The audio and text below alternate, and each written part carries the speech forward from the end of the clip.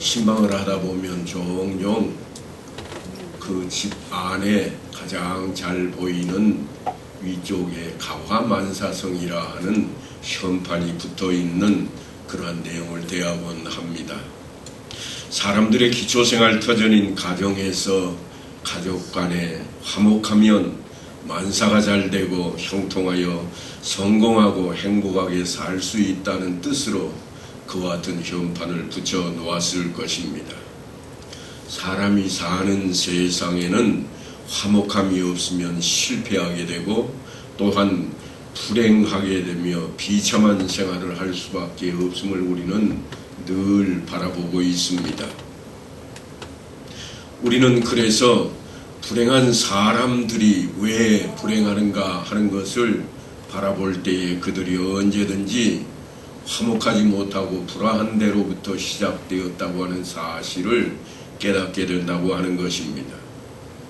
그런데 우리 인생에 있어서 가장 큰 불행이 있다고 한다면 그것은 하나님과 사람 사이의 불화일 것입니다. 모든 불화의 원인은 역시나 죄입니다.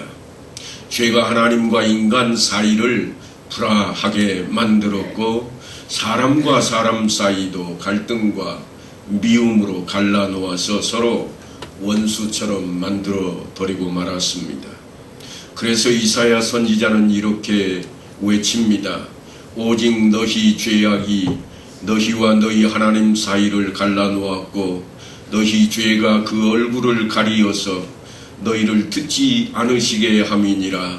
이는 너희 손이 피해 너희 손가락이 죄악에 더러워졌으며 너희 입술은 거짓으로 말하며 너희 혀는 악독을 내밀어.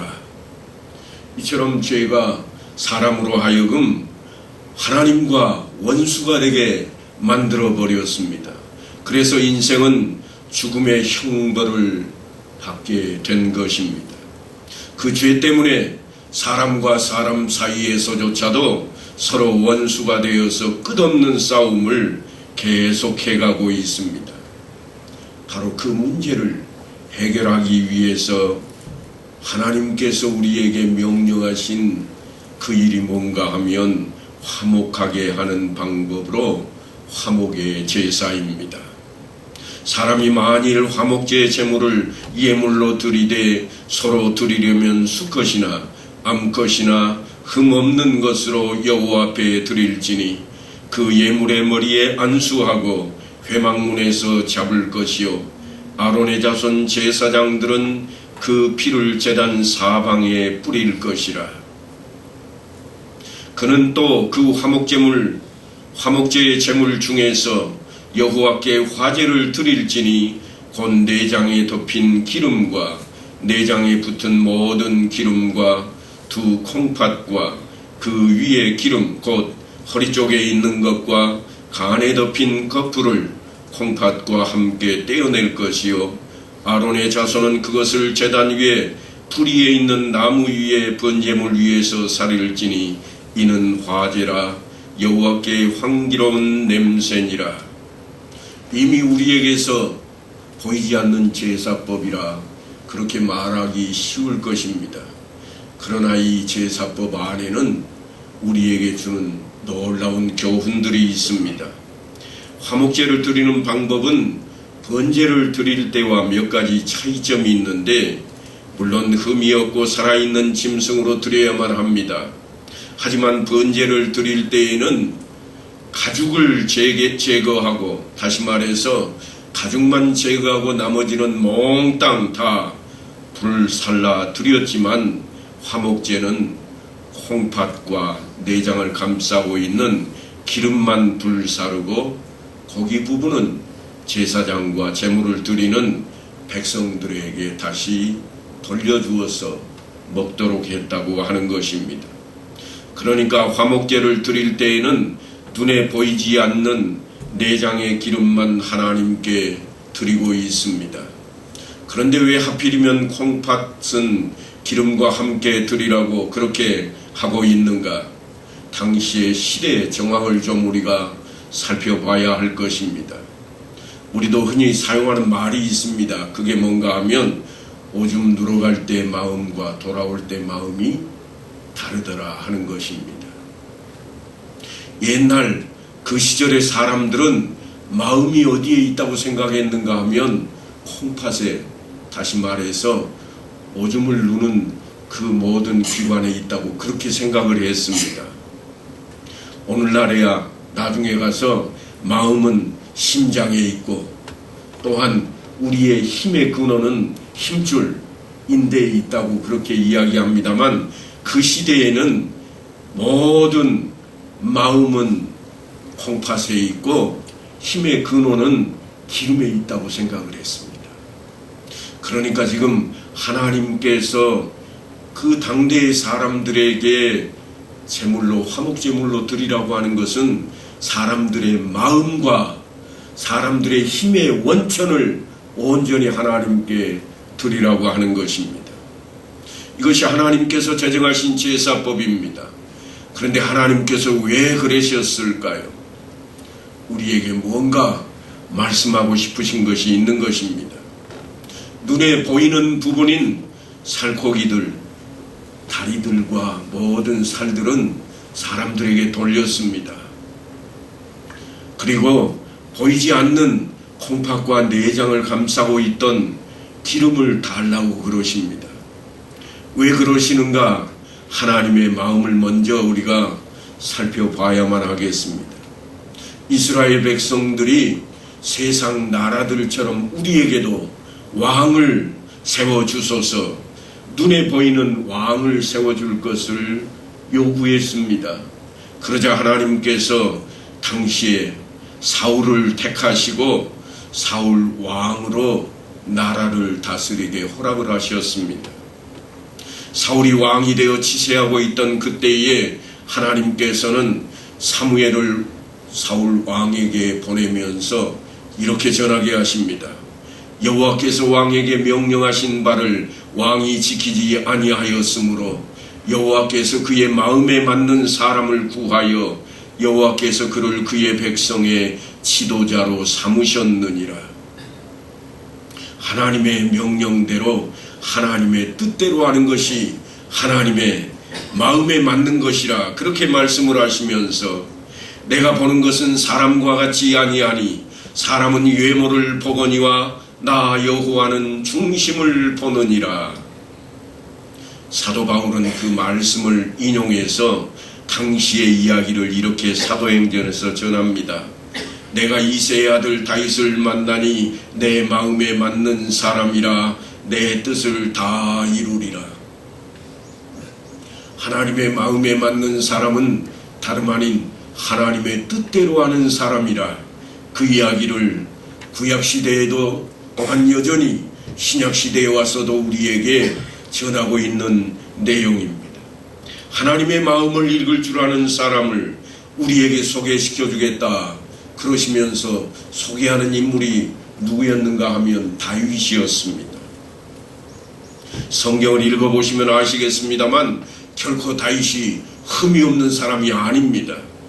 죄를 짓지 않는 사람도 아니었습니다. 다른 사람보다 훨씬 능력이 뛰어났던 그런 사람도 사실은 아닙니다. 그러나 그가 하나님의 마음을 잊고 하나님의 뜻에 따르고자 할 때에 하나님께서는 내 마음에 합한 자라, 내 마음에 드는 자가 바로 그라고 다윗을 소개하고 있습니다. 화목제물을 통해서 하나님께서는 우리의 겉모습뿐만 아니라 우리의 중심을 하나님께 드리라 그렇게 말씀하고 있는 것입니다. 우리 속에 있는 것을 거룩하게 구별해서 하나님께 드리라는 것입니다. 그것은 우리의 생각이요 우리의 성품들입니다. 그러니까 하나님께서 우리를 통해 바라시는 것이 무엇인가 하면 변화된 성품, 변화된 마음, 하나님의 뜻대로 하나님을 따르는 그러한 행실입니다. 옛사람을 벗어버리고 새사람을 내놓으라고 하는 것입니다. 화목제가 다른 제사와 구별되는 모습은 또한 그 제물에 있습니다. 다른 제사들은 다 비둘기로도 드릴 수가 있었습니다. 사는 형편에 따라서 더 귀한 것으로도 드리고 더 흔한 것으로도 드릴 수 있게 그렇게 허락을 했습니다. 하지만 화목제물은 비둘기로 드릴 수가 없습니다. 짐승으로만 드려야 합니다. 화목제물을 왜 짐승으로만 드리게 했는가 하면 제사를 드리는 그 과정 속에 제사 드리는 사람들이 서로 그 음식을 나누게 하고 있기 때문입니다. 다시 말해서 이 제사는 잔치의 성격을 띠고 있습니다.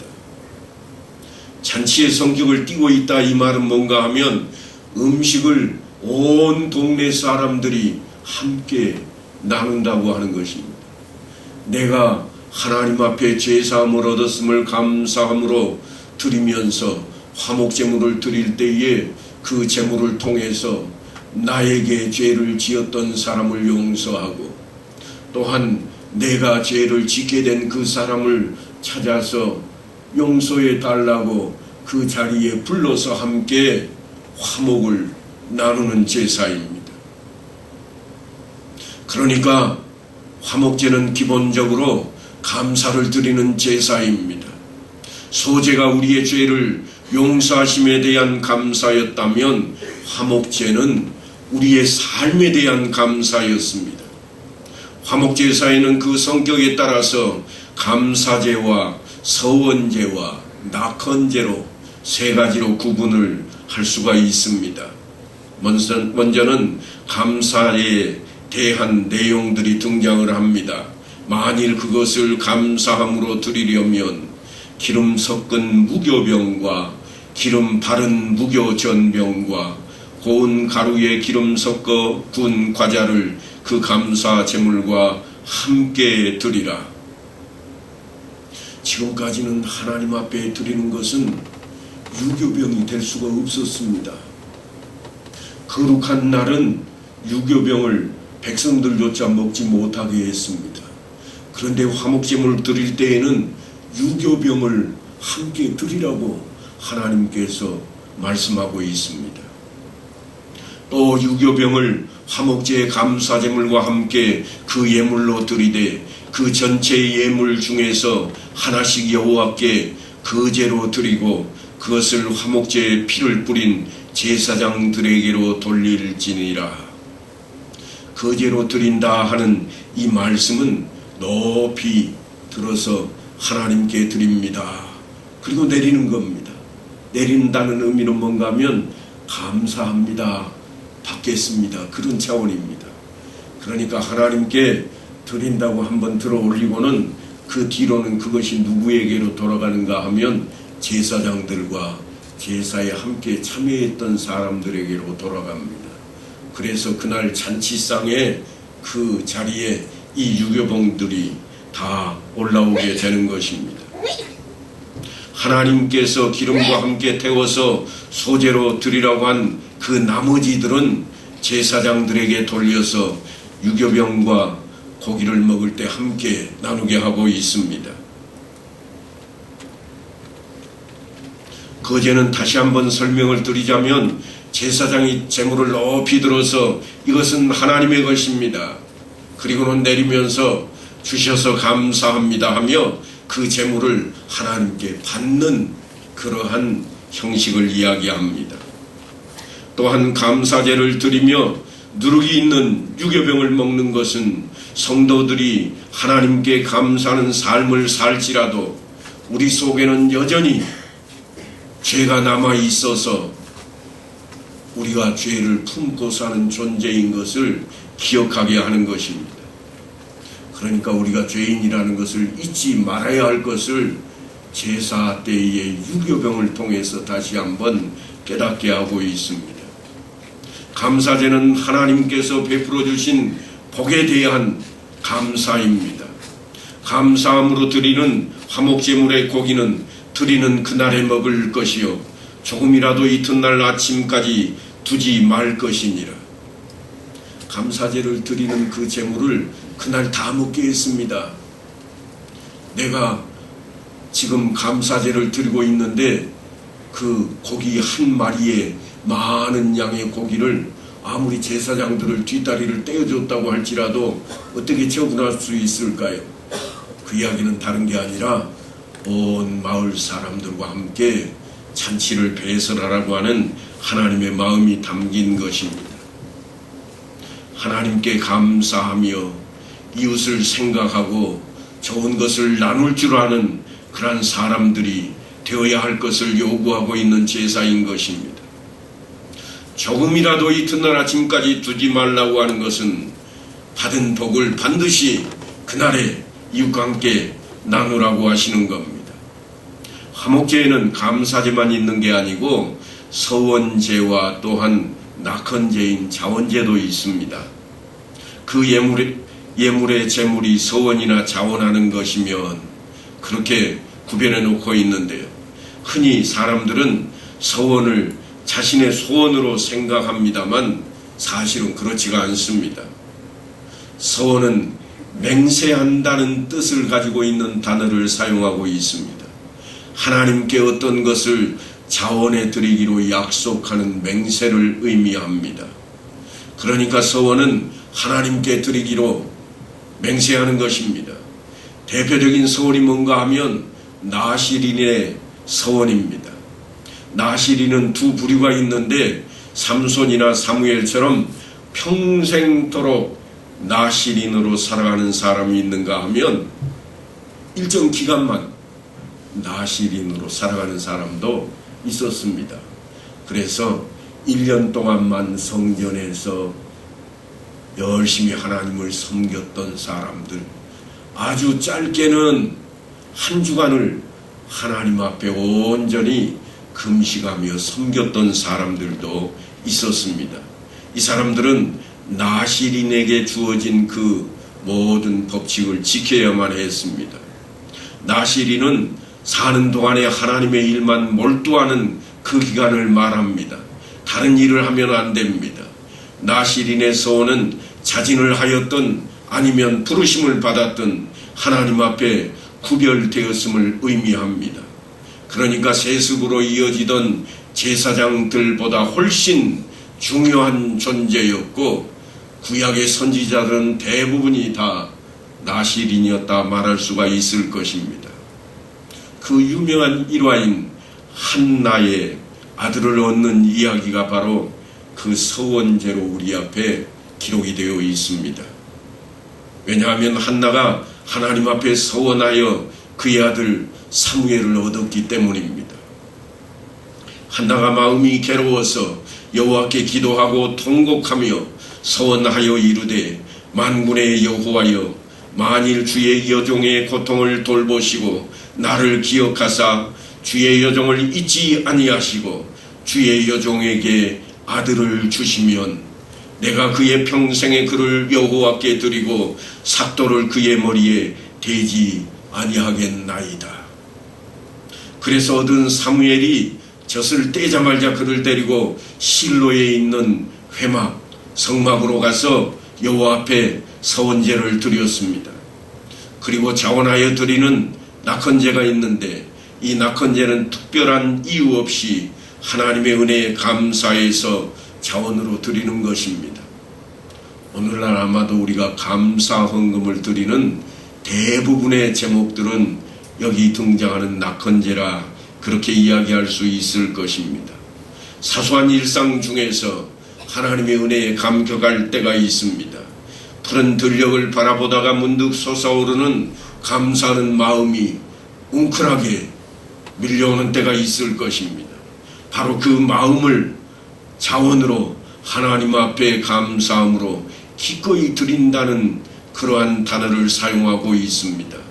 기꺼이 자발적으로 드리는 그 제사를 자원제라 그렇게 이야기합니다. 그 이야기를 낙헌제라고 성경 기록에 놓았습니다. 하나님께서 인생들을 배려하는 모습들이 종종 등장하는데 그 내용을 보면 이러합니다. 감사함으로 드리는 화목제물의 고기는 드리는 그날에 먹을 것이요 조금이라도 이튿날 아침까지 두지 말 것이니라. 그런데 예외도 있다는 것이 성경에 다시 기록이 됩니다.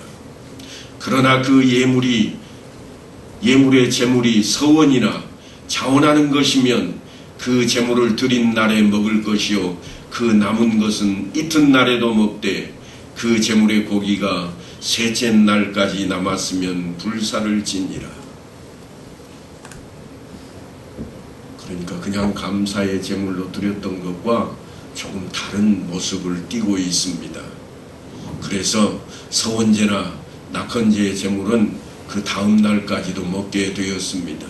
주로 서원제나 낙헌제는 어린 양으로 드렸는데요. 어린 양이나 어린 염소를 제물로 드릴 때에 가슴살과 오른쪽 뒷다리는 제사장에게 드리고 나머지를 제사를 드리는 사람들이 나누게 되었습니다. 그리고 거기에다가 그들은 미리 준비했던 거제로 준비 드렸던 빵들과 과자들도 풍성하게 준비를 했습니다.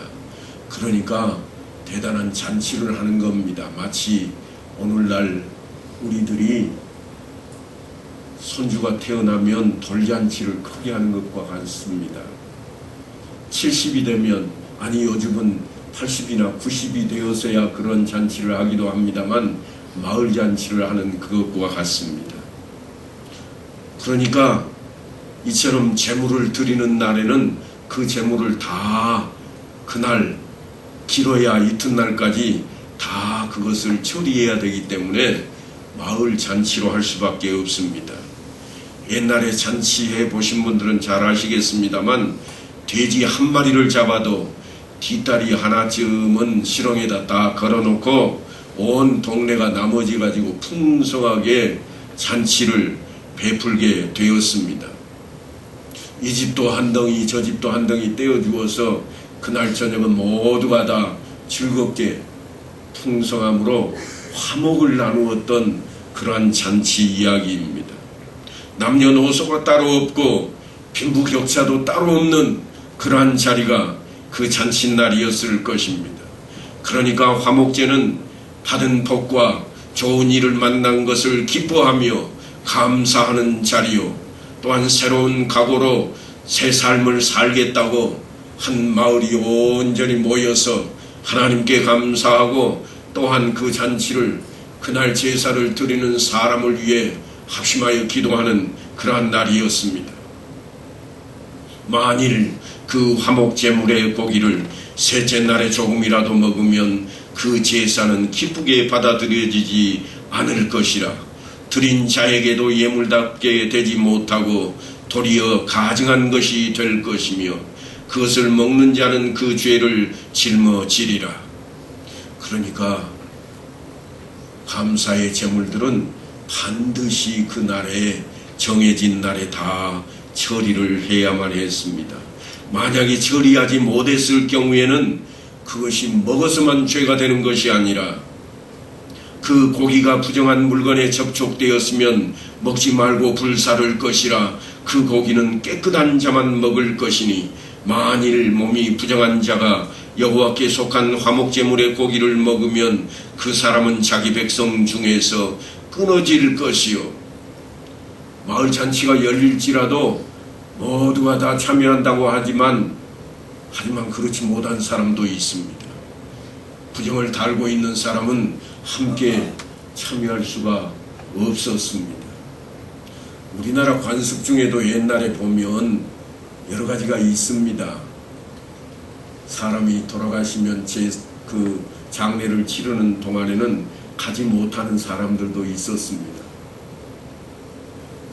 왜냐하면 부정 탄다고 그랬잖아요.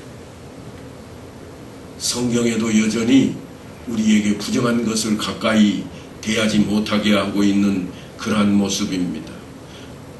신약 성경에 와서도 마찬가지입니다. 주의 성찬 예식에 참여하는 자에게는 구별되고 거룩해야 하는 것을 사도 바울이 전하고 있습니다.